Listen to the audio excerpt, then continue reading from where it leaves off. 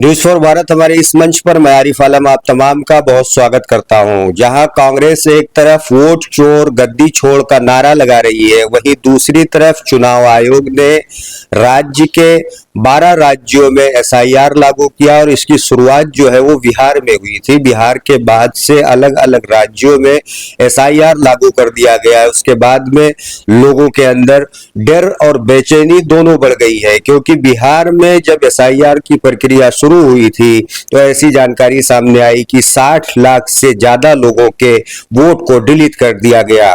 इस वक्त मैं हूं गुजरात के अहमदाबाद में और ऐसे में यहां पर भी एसआईआर की प्रक्रियाएं शुरू हो गई है। हमारे साथ में सूफी अनवर हुसैन शेख साहब है, उन्हीं से बातचीत करते हैं कि ये जो डर और बेचैनी है उसके पीछे की वजह क्या है और क्या एसआईआर से फायदा हो सकता है या जिस तरीके से विपक्ष कह रहा है नुकसान, तो नुकसान हो सकता है। इन तमाम मुद्दों पर बातचीत करने के लिए सूफी साहब के पास पहुंचे हैं, उन्हीं से बातचीत करते हैं। सूफी साहब, सबसे पहला सवाल ये है कि लोगों के अंदर एक डर है कि क्या मेरे वोट भी अब वोटर लिस्ट से गायब हो जाएंगे? ये एक काल्पनिक डर है। पहले मैं अपना तारुफ देता हूं। मैं सूफी अनवर हुसैन शेख, सूफी इस्लामिक बोर्ड का गुजरात अध्यक्ष हूं और गुजरात की तरह ही देश के विभिन्न भागों में, विभिन्न राज्यों में भी एसआईआर का प्रोसेस शुरू हो चुका है। अब ऐसे हालात के अंदर हम जो है क्या करें क्या ना करें, इस तरह की पसोपेश में है। तो पसोपेश में रहने की कोई जरूरत नहीं है। जिनके पास जो भी डॉक्यूमेंट है वो डॉक्यूमेंट लेकर, जो हमारा जो वोटिंग जो जहां पे आता है, इसको बीएलओ बोलते हैं, बीएलओ के पास आपको पहुंचना है या बीएलओ आपसे संपर्क करे तो किसी तरह की आपाधापी हड़बड़ी किए बगैर उन्हें आपके पास जो भी आपके पास डॉक्यूमेंट है वो डॉक्यूमेंट का आपको दिखाना है। जैसे कि मैं आपको एक एग्जाम्पल के तौर पर दिखाना चाहता हूं कि ये हमारे खुद का ही है। अब ये है कि जब बीएलओ आता है तो बीएलओ के नाम से जो है वो फॉर्म जो है दिया गया है। अब उस फॉर्म के अंदर आपका नाम, आपका मतदार यादी के अंदर जो मतदाता सूची है, उस सूची के अंदर जो आपका जो नाम, उसका क्रमांक नंबर, उसका जो वो है, सारी चीजें उसमें, और साथ में क्यूआर कोड भी दिया हुआ है। तो यहाँ पर जो भी जगह पे जहाँ लिखाई पढ़ाई करनी है आपको, उसमें जो भरना है, उसमें आपकी जो जन्म तारीख से लेकर आपको मोबाइल, अभी जो मोबाइल नंबर इस्तेमाल करते हो वो नंबर, अगर मान लीजिए कि आपके परिवार के अंदर एक ही नंबर है, 2 लोगों का या 3 लोगों का, तो एक ही नंबर सब में आप इस्तेमाल कर सकते हैं। इसी तरह से जो है आपके वालिद का, पिता का नाम जो है, फादर का नाम है वो लिखना होता है, मदर का नाम है वो लिखना होता है। तो अगर मान लीजिए किसी को दिक्कत है कि भाई हमारे अम्मी अब्बू जो है वो इंतकाल कर गए हैं या वो इसमें नहीं है, तो कोई दिक्कत नहीं है, उसमें सिर्फ आपको लिख देना है कि वो इंतकाल कर चुके हैं, बस उससे ज्यादा कुछ नहीं करना है। इसी तरह से अगर कोई जेंट्स है, मतलब मैं हूं, तो मुझे ये करना है कि अपनी बीवी का नाम उसमें लिखना है। तो नीचे जो कॉलम है उसमें आपकी बीवी का नाम और उनका आज का जो मोबाइल नंबर इस्तेमाल करते हो, तो अगर नहीं करते तो आपका नंबर ही उसमें लागू हो जाएगा। अब जो है आगे की जो प्रक्रिया के अंदर, फार्म के अंदर जो है ये कहा गया है कि आपकी 2002 की जब आखिरी जब मतदाता सूची जब तैयार हुई थी, वो आज हमारा पैमाना है। इस पैमाने को आज के तारीख में वो मिलाते हैं और उस दौरान जिस किसी के नाम उस यादी में थे, मतदाता सूची में थे, उस सूची के मुताबिक हमको उसको टैली करना है। तो आप मान लीजिए कि आज अहमदाबाद में रह रहे हो, 2002 में आप समझो कि गुजरात में रह रहे थे, गुजरात के मुख्तलिफ इलाकों में रह रहे थे या गुजरात के बाहर रह रहे थे, तो वहां की मतदाता सूची में आपके माता पिता का या आपके दादा दादी का या आपके चचा फफू ताऊ जो भी है उनका नाम वहां पे होगा। उस सूची को आपको निकालना है और उस सूची में घबराना नहीं है। अगर आपका नाम उस सूची में है तो सिर्फ आप अपना नाम उसमें भर दीजिए। अगर मान लीजिए आपका नाम उस टाइम पे नहीं था या उम्र नहीं थी या कोई वजह से आपका नाम उसमें शामिल नहीं था, तो उसके बाद भी आपको किसी तरह का घबराना नहीं है।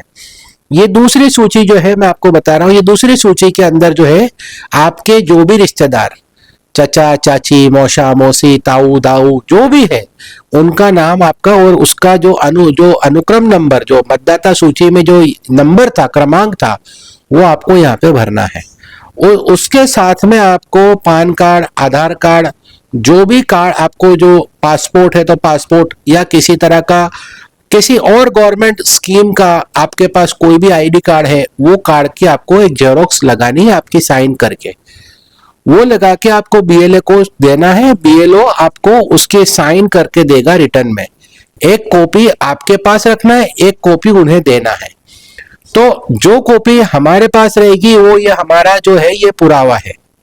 ये आसान लफ्जों में मैंने आपको बता दिया कि बीएलओ के पास से 2 कॉपी में फार्म लेना है, एक फार्म उनको भर के देना है, एक फार्म हमारे पास रखना है। और जो डॉक्यूमेंट उन्हें दिए, सबमिट किए बीएलओ को, वो डॉक्यूमेंट का लिस्ट भी हमारे पास रेडी रखना है, ताकि कल उठ के कोई गुंजाइश ना रहे कि ये हमने दिया था और लिया नहीं। तो आपके पास जो भी यादी है, जो भी मतदाता सूची है, उसको लेकर बीएलओ के पास आपको जाना है। बीएलओ आपके घर आता है तो सबसे बढ़िया बात है, अगर कोई कैंप होता है या कोई स्कूल में बुलाते हैं या आपके मतदाता जहाँ पे मंडल है वहां पे आपको बुलाया जाता है, तो आप वहां पे जाइए। किसी तरह का घबराने की, पसोपेश में आने की कोई जरूरत नहीं है। हमने देखा है कि कुछ लोग जो है इस तरह का अड़ियल रवैया लेकर बैठे हैं कि हम तो नहीं करेंगे, हम घर छोड़ के भाग जाएंगे, बीएलओ आएगा तो हम घर को ताले लगाएंगे। नहीं, किसी का कोई नुकसान नहीं है। नुकसान आपको एज ए मतदाता आपका है। बीएलओ के पास जो आएगा वही लिखेगा। अगर नहीं आप उनको कोऑपरेट नहीं करोगे या सहकार नहीं दोगे या उन्हें किसी तरह का ताउन नहीं करोगे, तो बीएलओ जो है वो अपना रिपोर्ट जो है वो जाके अगले अधिकारी को दे देगा कि भाई हमने शनाख्त की लेकिन वो नहीं मिल पाए। अच्छा सूफी साहब, एक सवाल ये भी उठता है कि यहाँ पर ऐसा कहा जाता है कि इसके जरिए नागरिकता सिद्ध करने की कोशिश की जा रही है, ऐसा लोग कह रहे हैं, विपक्ष के लोग कह रहे हैं, कुछ दूसरे लोग कह रहे हैं। इसे कैसे आप देखते हैं? देखिए, पहले तो ये इनकी जो बेवकूफाना जो हरकत है उन पे कभी कभी हंसी भी आती है। भारत का नागरिक होने पर ही उसे मतदाता बनाया जाता है। आज तक कहीं देखा है कि फॉरेन का आदमी आके यहाँ पे उसने वोट किया है? वोटर लिस्ट में भारतीय नागरिक होने की पहली गुंजाइश है कि अगर वो नागरिक है तभी वो मतदाता है। जो भारत का देश का नागरिक ही नहीं है वो देश के चुनाव में कैसे हिस्सा ले सकता है? तो ये सारी चीजें जो है ये बेईमानी है। हम देश के नागरिक हैं, हम धड़ल्ले से कहते हैं, हम छाती ठोक के कहते हैं कि भारत हमारा देश है और हम इसी देश के नागरिक हैं और इसी देश के कानून को मानते हैं। अब वो कानून जो है वो साफ सफाई कर रहा है मतदाता सूची की। साफ सफाई का मतलब ये है कि आपके नाम अगर पुरानी यादी में कहीं और थे, आप 10 साल 20 साल, क्योंकि ये पैमाना तो 2002 का है, 2002 से लेके 25 तक, मतलब 24-23 साल तक अभी मतदाता सूची में किसी तरह का बदलाव नहीं हुआ है। तो आप उस टाइम पे कहाँ थे, आज कहाँ है? आज उस दौर में आपकी उम्र क्या थी, आज की उम्र क्या है? उस दौर में नाम था, आज था या न था, आज है, तो उसकी एक टैली करेंगे उसके लिए और मतदाता सूची का पूरा एक आंकलन होकर पूरे देश की एक मतदाता सूची बनेगी। जिससे ये होता है कि जो लोग कारोबार के सिलसिले में या तिजारत के सिलसिले में या नौकरी के सिलसिले में एक शहर से दूसरे शहर में जाके उन्होंने बसे हैं, अब उस शहर में भी आपका पुराना नाम बोलता है और यहाँ पे भी आपका नाम यहाँ पे भी है, तो एक ही मतदाता सूची के अंदर आपके 2 जगह पे नाम बोल रहे हैं। ये कानूनन जुर्म है, ये कानूनी जुर्म है। तो ये भी हम आपसे अपील करेंगे कि आप ये भी आप तहकीकात करें कि पुराने जगह पे आप जहां पे रह रहे थे कहीं वहां पे तो आपका नाम दूसरी जगह पे तो नहीं चल रहा है। तो ये भी जो है आज इसके अंदर जो क्रिमिनल ऑफेंस जो बनता है इसमें 7 साल की या 3 साल की जो है वो सजा का प्रावधान भी किया गया है। तो ऐसा ना हो कि भाई हम अच्छा करने जाए और हम अपने ही गरेबान में खुश फंस जाए।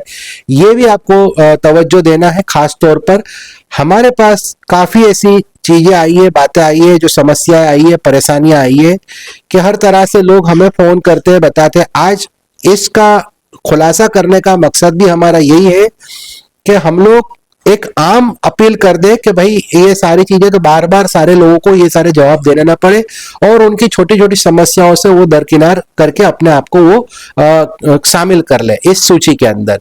तो ये सर जो है, ये जो स्पेशल इंसिडेंट जो पूरा जो हो रहा है, तो ये आपको आपकी सहूलियत के लिए, आपके काम के आसान करने के लिए, आपकी मतदाता सूची को सिंक्रोनाइज करने के लिए हो रहा है, ना कि किसी तरह का एनआरसी हो रहा है। अच्छा सुख साहब, एक सवाल ये भी उठता है कि ऐसा कहा जाता है कि मुसलमानों की जो वोटिंग फीस दी है इसके जरिए कम करने की एक साजिश की जा रही है, क्योंकि मुसलमानों के नामों को जानबूझकर एक साजिश के तहत काट दिया जाएगा। लेकिन आप बता रहे थे कि इसके कुछ फायदे भी हैं, नए वोटर इसमें जुड़ेंगे और जो मुसलमान अभी तक वोट नहीं दे पा रहा था, जो नौजवान, वो अगले बार जब इलेक्शन होगा तो अपनी हिस्सेदारी दिखा सकता है। देखिए, मैं दोनों चीजों का ऊपर आपका मैंने ये फायदे भी बताए और इसके आगे की भी चीजें बता रहा हूं। देखिए, हम लोग जहां पे रह रहे हैं, आज अहमदाबाद का एक सबसे बड़ा इलाका है जुहापुरा का।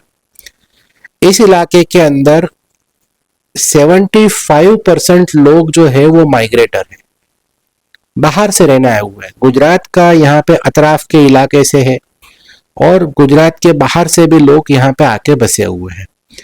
अब वहां से आने के बाद उन्होंने, जैसे सिटी के भी लोग जो है, काफी लोग अहमदाबाद पुरानी जो सिटी है उसके सिटी के भी लोग यहाँ पे आके बसे हुए हैं। तो ज्यादातर लोगों ने अपने मतदाता सूची के नाम जो है सिटी में रहने वालों ने सिटी में रखे हैं, और जिस गांव से, जो देहात से यहाँ पे जो माइग्रेशन कारोबार के लिए, रोजी रोटी के लिए यहाँ पे जो माइग्रेशन हुआ है, तो उन लोगों ने भी जो अपने जो ओरिजिनल मतदाता सूची में जो नाम है वो गांव में, देहात में रखे हुए हैं। अब यहाँ पे कारोबार भी करते, तिजारत भी करते, रोजी रोटी भी कमाते, लेकिन चुनाव का जब वक्त आता है तो चुनाव वो यहाँ पे अपना वोट नहीं दे पाते। इसीलिए हम ये कहते हैं कि जहां पे रहते हो वहां पे आपका चुनावी नाम आपका ये कर दीजिए। अब ये होता है कि जब गांव में चुनाव होता है तो शहर में बसे होते हैं, और शहर का चुनाव होता है तो गांव में जाके बसे होते हैं। तो ये जो एक विपदा होती है, इससे परेशानी उन्हीं की होती है। किसी का नाम बढ़ाना चढ़ाना इसका कोई मामला नहीं है, लेकिन सवाल ये है कि हम कितने जागरूक हैं, हम कितने इसमें बेदार हैं। बेदारी हमें अपनी लानी है कि हम जहां पे रहते हैं वहां के एक रिहायशी बन जाए, बासिंदे बन जाए, और जिस नगर में रहते हैं, जिस इलाके में रहते हैं, वहां पे अपना चुनाव, क्योंकि आप रहते यहाँ है, खाते यहाँ है, पीते यहाँ है, बसते यहाँ है, आपके तमाम कारोबार के सिलसिले में आप यहाँ है। अब आप बताएंगे कि हम वोट तो गांव में देने जाएंगे, तो ये तो मुनासिब नहीं है ना। आप यहीं के बासिंदे हो, यहाँ की आपकी अच्छी बुरी सारी चीजें अब बता रहे भाई नगर निगम जो है वो फैसिलिटी नहीं देता। फैसिलिटी जो देने का एक तरीका होता है वो ये कि आपका मतदार यादी में नाम नहीं, मतदाता सूची में नाम नहीं है, आप ना तो मतदाता हो ना किसी तरह के यहाँ के आपके बासिंदे हो, क्योंकि आपको जब तक बासिंदे नहीं हो, मतदाता सूची में नाम नहीं, आप बासिंदे कैसे गिने जाएंगे। तो इस मामले में आपको एहतियात रखना है, और यही चीजें आपको हम बताना चाहते हैं कि आप अपने आप में सुधार कीजिए, और कोई करे ना करे, हमको जाना है और जाके मतदाता सूची में अपना नाम डलाना है। देखिए, हर कोई अपनी सियासी रोटी सेकने के लिए इस जमाने में बैठा है। कोई सामाजिक कार्यकर्ता आपको घर पे बुलाने नहीं आएगा।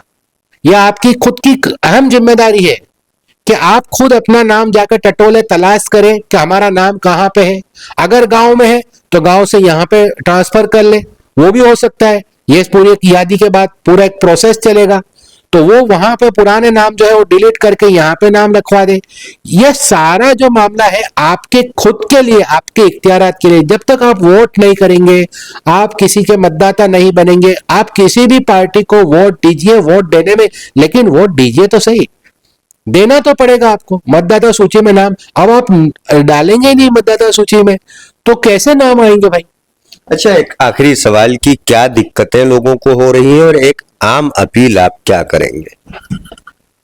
दिक्कतों का हमने एक आम एनालिसिस कर रहा हूं कि लोगों के अंदर एक थोड़ी सी गलत फहमी है कि ये सर जो हो रहा है, जैसे आप बताया कि ये एनआरसी हो रही है, कागजात मांगेंगे, ये मांगेंगे। नहीं, कोई कागजात नहीं मांगेंगे आपके पास। आपके पास जो कागजात मौजूद है, राशन कार्ड है तो राशन कार्ड दे दीजिए। आधार कार्ड है तो आधार कार्ड दे दीजिए। कोई तरह का किसी तरह के आपके ऊपर कोई जबरदस्ती नहीं कि ये कागज देना है वो कागज देना है। जो कागजात से आप बचना चाहते हैं ऐसी कोई इसमें आपाधापी नहीं है कि जिसके आपसे आप बदगुमानी में आ जाए। तो ये है कि आपके पास जो भी कागजात है कागजात दे दीजिए, नाम आपका जो लिस्ट में है वो टैली हो जाएगा। दूसरी बात कि एक हम सबसे अपील करना चाहते हैं कि ये 1 महीना जो है, अब तो 20 दिन रह गए, खैर 20 दिन के अंदर आपको जहां कहीं भी आप रहते हो, जहां कहीं भी बसते हो, उस इलाके में ज्यादा से ज्यादा एक इंसान सिर्फ अपने परिवार की जिम्मेदारी ले ले।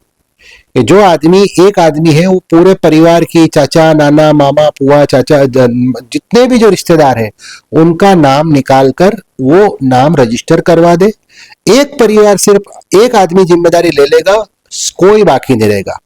तो हमारी अपील ये है कि कोई करे न करे, कोई आपसे कहे न कहे, आप खुद अपने आप जाइए, आगे बढ़िए और ये जो SIR का जो माहौल है उसको बदल दीजिए। क्योंकि 1 महीने के बाद जब ये यादी जब बनेगी, तैयार होगी, उसके बाद कुछ नाम रहेंगे, कुछ नाम निकल जाएंगे। तो ऐसे हालात के अंदर हमको आज जब वक्त है तो वक्त से पहले हमको जागकर ये पूरा काम अपने आप करना है और किसी की कोई उसमें मजाल नहीं है कि कोई आपका नाम डिलीट कर सकता है। शुक्रिया अनवर साहब। तो ये थे सूफी अनवर हुसैन शेख साहब। इन्होंने एक आम अपील की है लोगों से कि वो अपने परिवार की जिम्मेदारी खुद ले ले। अगर वो अपनी जिम्मेदारियों को निभाएगा तो वो नहीं बल्कि अपने पूरे परिवार के वोटों को सुरक्षित रख सकेगा। ऐसे में इनकी अपील हर आदमी को अमली जामा पहनाया जाना चाहिए और अगर ऐसी अपील इनके अलावा लोग भी करें तो जो लोगों के अंदर एक डर पसोपेश की स्थिति है उससे भी निजात पाया जा सकता है।